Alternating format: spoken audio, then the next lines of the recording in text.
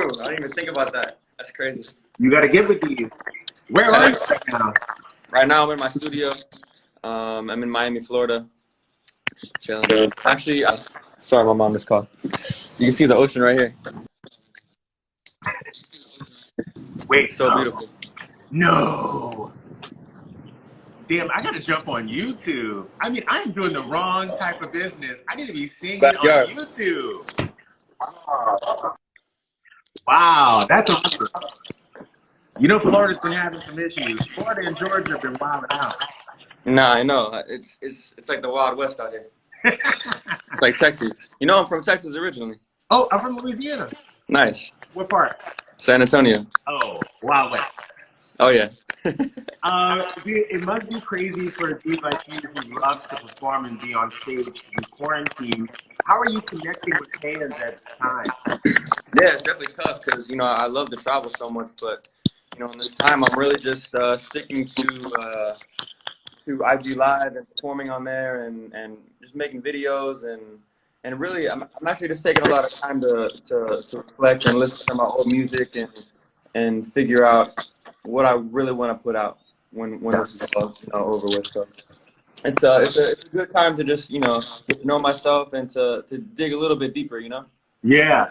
Isn't it crazy going back into your old jams and realizing like how different of a person you are now from when you first started? For sure. Yeah, it's always wild to like listen back to my old songs, and you know, I feel like I have a lot of dope records from the past, but I also feel like, you know, a lot of them were kind of just like given to me, you know, because I was a young kid, like 15, 16. I didn't really know how to write a song. I didn't know how to, you know, dance very well. So I was very new to the game, and so they would just hand me songs, and you know, I would be like, oh, this one's cool. I want to record this one. Like I don't like this one. Like I would still pick them that way, but I wasn't. The songs weren't me. Like I wasn't writing them. So Yeah. it's cool to hear the transition from hearing like a pop song that was written for you or somebody else, and then listening to songs that I've actually written like from my own heart and you know, actual experience that I've been through. It's different. It's cool. That's amazing. And you know, one of your old songs that I'm obsessed with just got remade by a fan into this unbelievable video. Yeah. Supporting frontline workers. What was it like whenever you saw the video? Because it brought me to tears. Yeah, no, it definitely made me tear up a little bit too, because you know, the song "All I Ever Need" is one of my favorite songs I've ever done, because it's actually the first song that I wrote and produced ever. So it's very special to me, and it actually just hit 100 million streams on Spotify.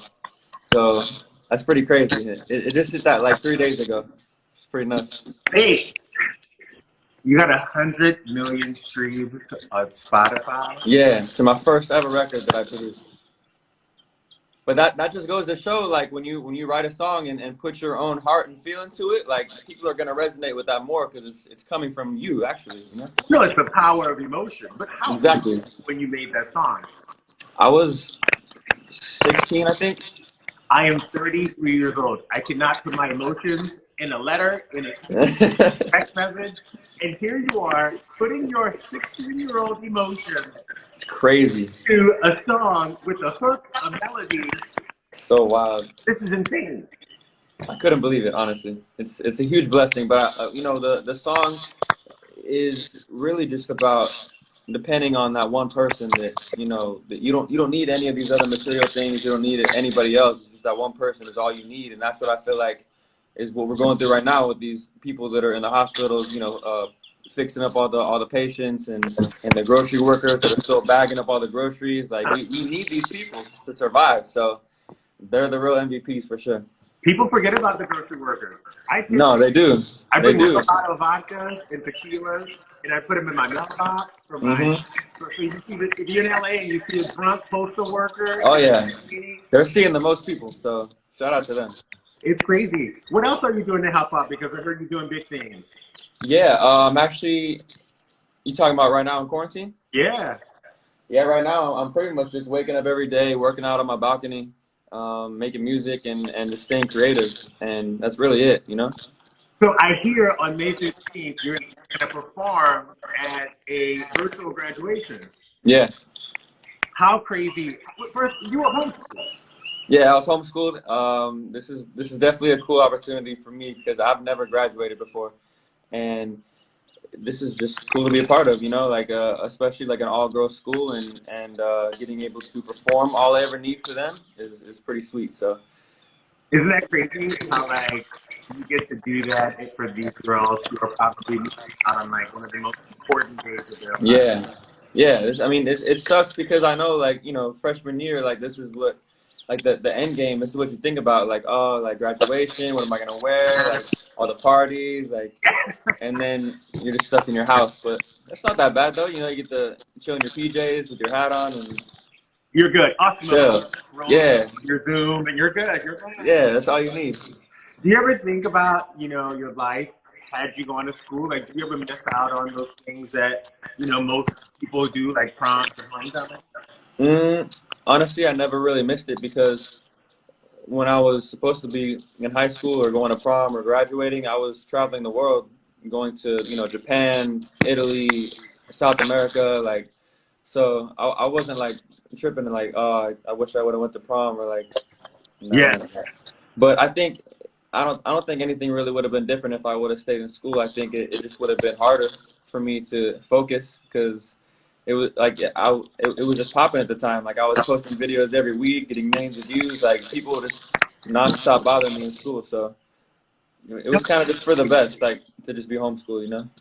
It's crazy because like I'm on a TV show and like I know when a TV show is popping is because like when I go to the airport and look like trash, people are like, "You're the black guy from the TV show." Right. How did you know your YouTube was like this the thing? I think.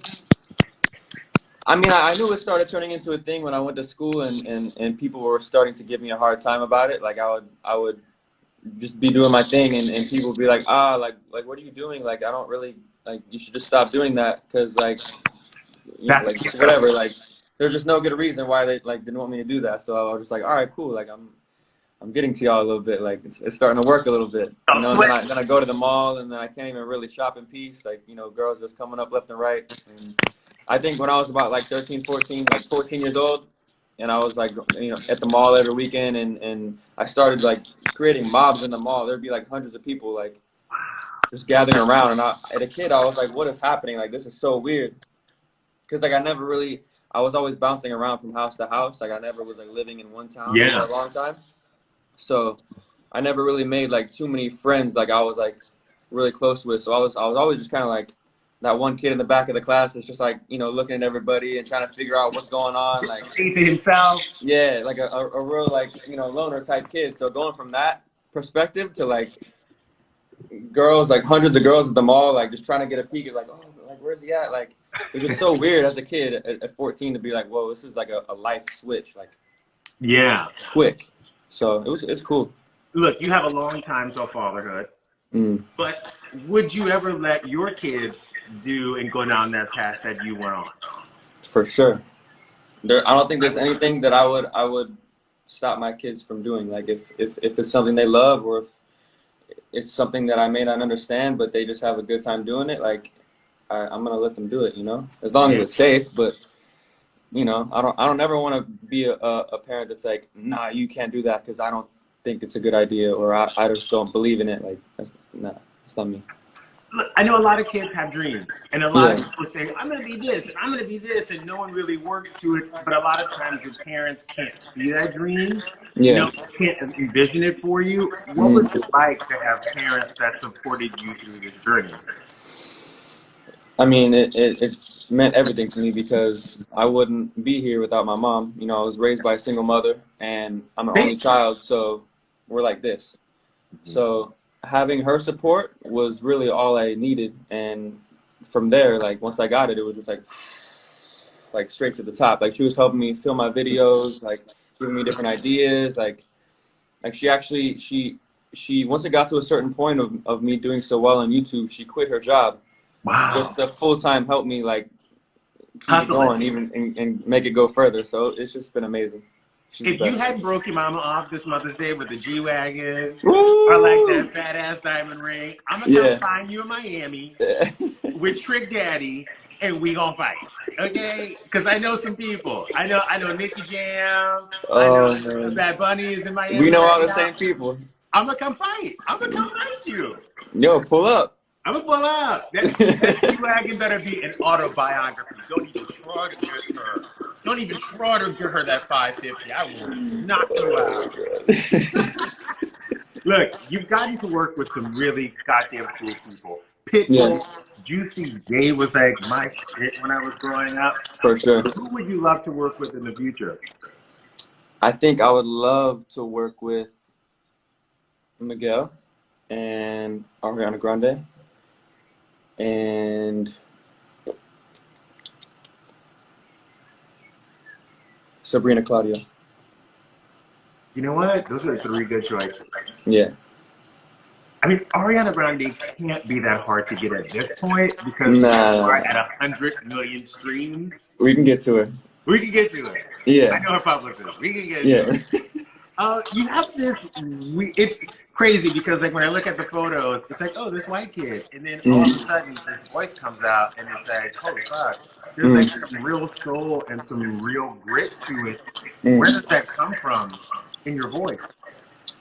Well, it started from the soul came from country music because I'm from San Antonio, Texas, and that's all I really listened to growing up. Like from 0 years old to like 14, I was only listening to like George Strait, Alan Jackson, Rascal Flatts, like so much country, like nothing but country. And then once I turned like 14, 15, like that's when I found T-Pain, and I fell in love with R&B. Like T-Pain opened that door for me. So you were going from I wake up and teardrops and fall down like rain, and then all of a sudden you heard "Let Me Buy You a Drink," and then it was over. Yeah, well, the first song I heard from T-Pain was "Bartender," and it sold me. I was like, I don't know what type of music this is, but I love it, and I don't want to listen to country ever again because like I've just heard so much of it, and this is just like a fresh breath. Yeah. So, Boyz II Men, huge inspiration. Neo, of course, Usher, one of my biggest inspirations. Of course, Miguel. I love Lil Wayne. He's like the first rapper that I really like was like, oh my this is God. different. Like what kind of music is this? Like it just like opened up a whole different world for me, which led me to Drake and then that whole thing. And then I actually eventually got signed to Cash Money. That was my first record label that I ever signed to. That's why I moved to Miami, was to sign to Cash Money. Wow. So, yeah, and my managers also managed T-Pain during like his entire like reign of the music industry. So it was like a full circle, like meant to be type of thing. And I was like, whoa, That is I feel like I'm supposed to be here right now. No, that's insane. My first, like, I grew up in Louisiana. Yeah. And I'm so old. This is God, I'm going to age myself so hard. My sister snuck me out. I was 10 years old. She snuck me out to drive to New Orleans, which is 2 hours away from where we live. Right. And we sat in a park for hours listening, and they were recording the Back That Ass Up video. Yeah. In the middle of the park. So when you see like that mob of people, that's not CGI. My 10-year-old ass was in the back, jamming in the back. And they kept on playing the song. It was old school. So they would start from the beginning and go all the way to the end. And everyone would go wild for 10 hours. That's the first time I ever saw Lil Wayne in concert. And I was obsessed with him. That's crazy. What a time. He is, what a time.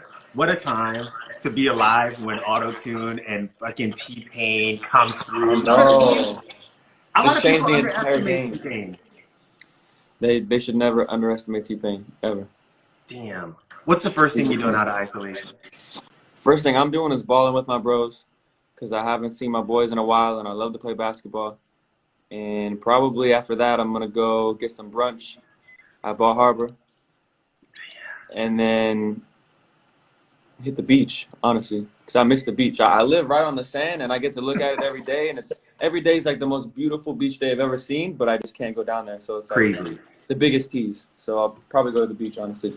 I thought you were going to say, I'm going to go to 11 nightclub. I'm like, I'm coming with you. I'm definitely going to be there late night after the beach for sure. Bro, I don't know how you people live in that city and have 11 nightclub, because every single time I go to that place, I leave when the sun's up. Yeah, I mean, that's the whole point, really. I've like literally like I can't even talk about what happens in that. I don't even want to talk about it either. It's too much sometimes. Like, I mean, that's kind of just like that's just Miami, and it's kind of like the music industry too. Like, I don't really have a regular sleep schedule. Like, as much as I try to like go to bed at like at least midnight, and then get up at 9 to work out. Like, usually I'll wake up at like 3, 4 p.m. You know, hit the studio, be working in the studio all night, maybe hit the club after that, and then that's when you wake up in the morning, and it's like, I mean, that's when you walk out the door in the morning, and the sun is out, and you're like, oh damn, like. But you have to keep your finger on the pulse of what's happening around you, especially Miami, because no, you have to. It's like the soup of music. It's reggae, it's rap, it's all everything. It's all the hottest vibes and all the hottest people. And as a musician, I would think that when you go in a club and you see everybody turn up to count, your mind must be going crazy. For sure. I mean, being in the clubs helps me make the music because I gotta hear what people are trying to listen to right now. So it just kind of goes hand in hand. I'm telling you, the last time I was there was in November, January, and Webelo came on in 11, and I thought I was a full-on stripper. I almost broke my ankle. Yeah, that's how crazy it was. That's what 11 does to you. Look, when the next time you come to Los Angeles, we're gonna play one-on-one. We're gonna film it. Let's go. I'm gonna pick a charity. Cool. You gonna pick a charity. Cool. We're gonna throw some cash down, and we gonna ball to 10. Whoever wins, charity gets the money. Sounds like a great plan. I'm in. And I'm definitely holding you to that. Don't you forget. No. By the way, I can come to home court advantage. I can come to Miami with a camera crew. Pull up. Bring your boys. They're there. Okay, call me for Mother's Day. Make sure you get that G-Wagon. All right, I got you. Have a good one. Congratulations. All right, thank you again. Great talking to you. You too. Peace. How adorable is this dude? Okay? Adorable. And I'm going to say this because I'm very critical about my music. This dude has the body, he's got the soul and the voice.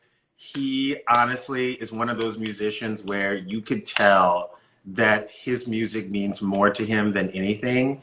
And I think it's a sign of having to work for it. It's a sign of it not coming easily to you. And you heard his story. He was raised by a single mother. Like, that dude had to sacrifice, his family had to sacrifice. So this means more to him than you probably even know. I love this dude. What's up, Japan? How are you guys? I know. I just woke up. It's a lot. Do you guys have any questions? Any comments? Should we look at some hot topics?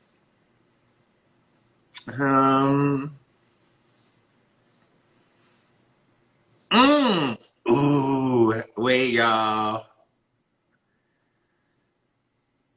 Hold on. Let's see what's happening. Kelly Clarkson reveals her 4-year-old son, Remy, has a speech delay. He had a speech problem because he had this ear problem when he was a baby. We didn't know. They got clogged with a ton of wax, which made them think he was deaf because he spoke as if he was underwater. The big milestone for us is Remy is getting to really find out his own personality and his identity, because it's been frustrating for him not to be able to really vocalize his emotions. You know what's so crazy? Shout out to Kelly Clarkson, who openly talked about this, with a reporter, and put this information out, because I think a lot of moms go through this thing right here and they don't know why, and they can't understand it. And a lot of times, you moms out there, I love y'all, but y'all be blaming yourselves for way too much. Y'all be blaming yourselves like y'all didn't do enough, or like, I can't believe maybe it was because of the formula or because of something that I did when he was in utero. And sometimes it's not about you. And I don't mean that in a hard way. I mean that in a, you didn't cause this. You did everything that you could have. And a lot of times when kids have speech impediments or they're later on hearing or later on learning, every time moms ultimately think it's about them, and it's something that they did. It's doomsday, and it's the blame game. And shout out to Kelly Clarkson, because I know a lot of people out there who are dealing with something similar, you know, have really put themselves out there and put themselves on the line. I mean, how about Ariana Grande confirming her man in the video? Okay, so this video is called Stuck With You. It's the song with Justin Bieber. And it shows all these couples, Gwyneth and Brad, Kendall and Kylie, Demi Lovato and her boyfriend Max, Mila Kunis and Ashton Kutcher, Jaden Smith makes, appearances in the 4-minute, 17-second video. And it's about being stuck with the person that you love and all of these things. And the cutest thing is, at the end, she finally shows her boyfriend's face. So it's kind of cute that, like, it kind of happened. Although I kind of spilled the beans about Dalton yesterday, because I just know Dalton. He's so sweet and such a nice guy. But it's really funny. However, I think it's interesting that Demi Lovato did it with her boyfriend Max already. They haven't really been dating that long. And have we not learned anything from J-Lo and Ben Affleck, that the minute you put your man in the music video, it just never works out? I just don't know. SDC Blue, being a parent is hard, and we feel that way because we're supposed to protect them. And when something goes wrong, we feel like we failed. Yeah, but you know what? If you get down on yourself about something that you could not control, who's looking ahead? Who is moving the process and the journey ahead if you're stuck at, I failed? And we have to remember that. And I understand it, and I'm not a parent. I've just been a nanny for a very long time. So I know how parents get down on themselves, and I know what it does. It just stops the process, and it stops you from the journey. So I just hope that parents don't lose, the sight and the prize, and don't stop and let these things, dwell them down. As you guys know, Daily Pop coming back Monday, 12:30. May 11th, the day after Mother's Day. So get your butts on E at 12:30. I will see you guys soon. Monday, Tuesday, Wednesday. I'll be here on IG Live, living it up for you guys.